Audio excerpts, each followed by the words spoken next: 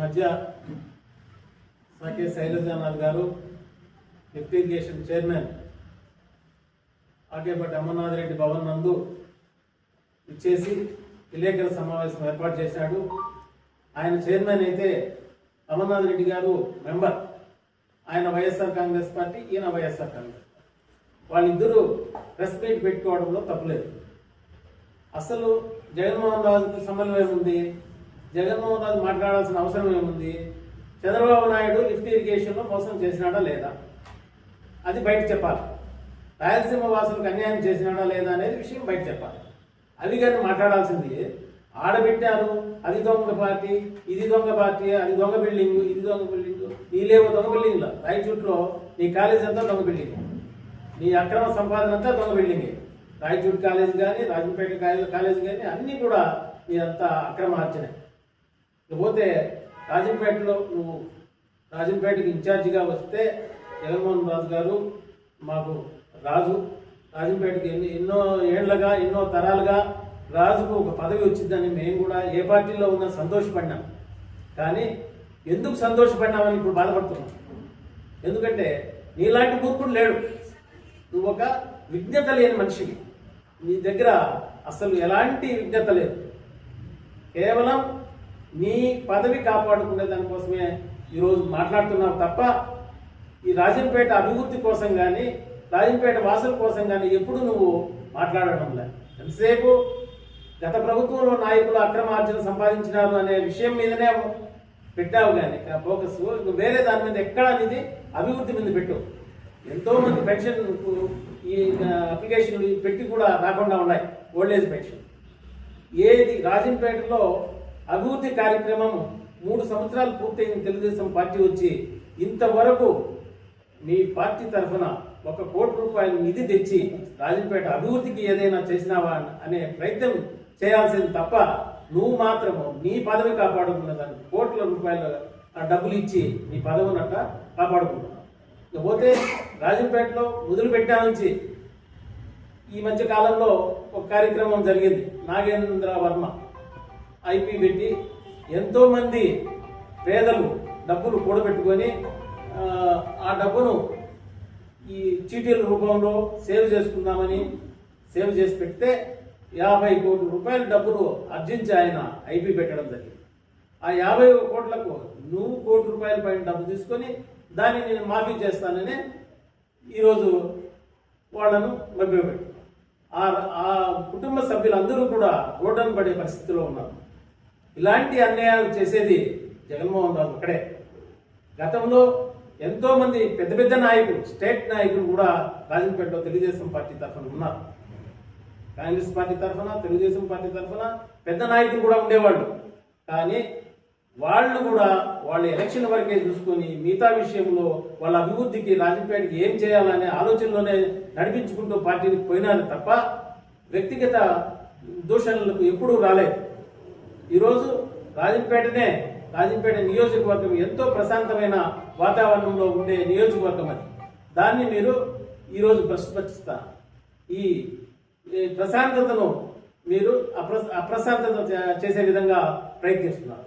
అదేవిధంగా బైపాస్ రోడ్లో కబ్జా జరిగి ఈ మధ్య 20 రిజిస్ట్రేషన్ జరిగినాయి. ఒకే సర్వే నంబర్ మీద 20 రిజిస్ట్రేషన్ జరిగింది. ఆ రిజిస్ట్రేషన్లో అన్నీ నీకెంత ముట్టింది? మా అంచనాల ప్రకారము, ఇక్కడ ప్రజలు అనుకునే దాని ప్రకారము నీకు 2 కోట్ల రూపాయలు డబ్బులు ఉంటున్నాయి అనుకుంటున్నారు రాజంపేట ప్రజలందరూ కూడా. ఇలాంటి ధనార్జన కలిగిన వ్యక్తి రాజంపేటకి ఇన్ఛార్జి మా రాజుల వంశంలో ఉన్నాడు అంటే మాకు ఎంతో అవమానంగానే అసలు మేము తిరగలేకున్నాం రోడ్ల మీద. ఇంత దరిద్రమైన నాయకుడు రాజుల్లో ఉన్నాడా అని మేము ఎన్నోసార్లు బాధపడుతూ వచ్చాము. కానీ నువ్వు ఎప్పుడూ ఒక సర్పంచ్ పదవి కానీ, ఒక ఎంపీటీసీ పదవి కానీ, ఒక ఎమ్మెల్యే పదవి కానీ చేయలే. మేము 20 ఏళ్ల నుంచి పార్టీ ప్రెసిడెంట్గా, రాజంపేట మండల ప్రెసిడెంట్గా పార్టీకి కాంగ్రెస్ పార్టీ నుంచి కానీ, వైఎస్ఆర్ కాంగ్రెస్ పార్టీలో కానీ చిన్న మచ్చ, సూది మోపినంత మచ్చ కూడా లేకుండా రాజులు కులానికి వన్ని తెచ్చే విధంగా మేము ప్రవర్తించినాం కూడా. కానీ అది గుర్తించి మాకు స్టేట్ డైరెక్టర్ పదవి కూడా మా ప్రభుత్వం వారు, మా నాయకులు మాకు రికమెండ్ చేయడం కూడా జరిగింది. అదేవిధంగా ఇంకా పోతే ఇసుక ఈ మధ్య నేను ఏదో ఒక ఊర్లో నుంచి పోతా ఉన్నా, పేపర్లో కూడా వచ్చింది నిన్న, జ్యోతి పేపర్లో, మీ పేపర్లోనే వచ్చింది. ఇసుక మాఫీ, ఇసుక దంద ఎక్కడ ఇసుక మదన గోపాలపురం నుంచి నేను మదన గోపాలపురం సచివాలయం పోతా అంటే ఎన్ని లారీలు ఊళ్ళోంచి వస్తాయి లోడ్లు ఎత్తుకొని. లేకపోతే మందరం ఎంత దంద, ఇసుక మట్టి, తెలుగుదేశం పార్టీ గ్రావెళ్ళు మొత్తం దోచుకుంటా.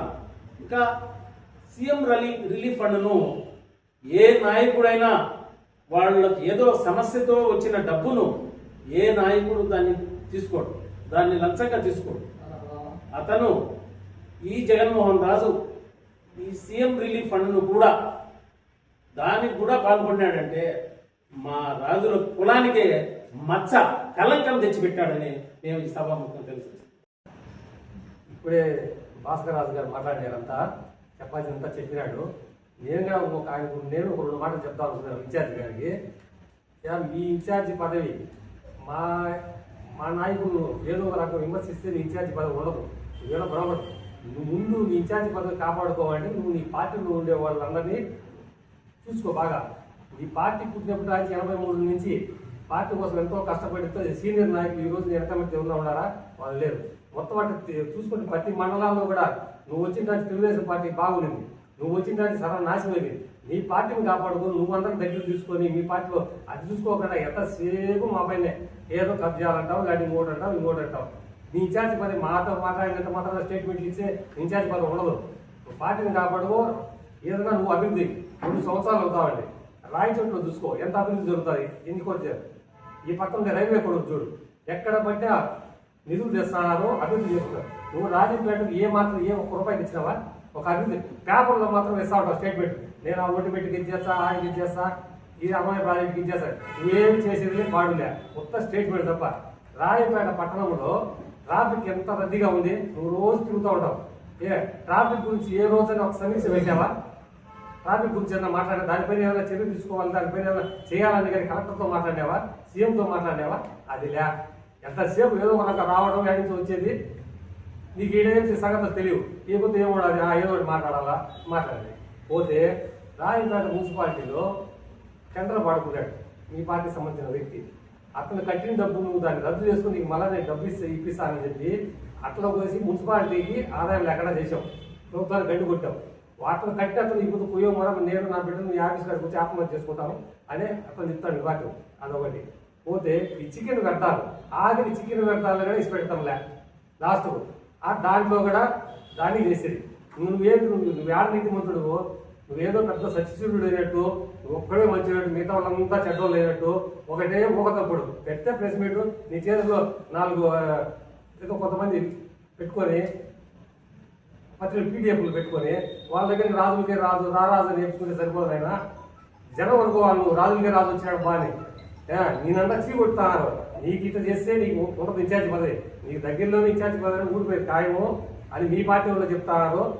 కాబట్టి ఇప్పుడైనా నువ్వు అభివృద్ధి పైన దృష్టి పెట్టి ఇక్కడైనా ఈ ఊరికి చౌకబారు మాటలు మానుకొని అభివృద్ధి పైన దృష్టి పెట్టి రాజంపేటకి ఏం చేయాలా మనకి ఏంటనేది చూసి నువ్వు అప్పుడు ఇన్ఛార్జి పదవి ఉంటుంది. రాజు కష్టపడతాడు, అది లేకుండా ఎప్పుడో వచ్చేదా ప్రెస్ మీట్ పెట్టి అవును పోతా ఉంటుంది. కాబట్టి ఇక్కడైనా అన్ని మానుకో, లేకపోతే కొంచెం ఇబ్బంది పడతావు.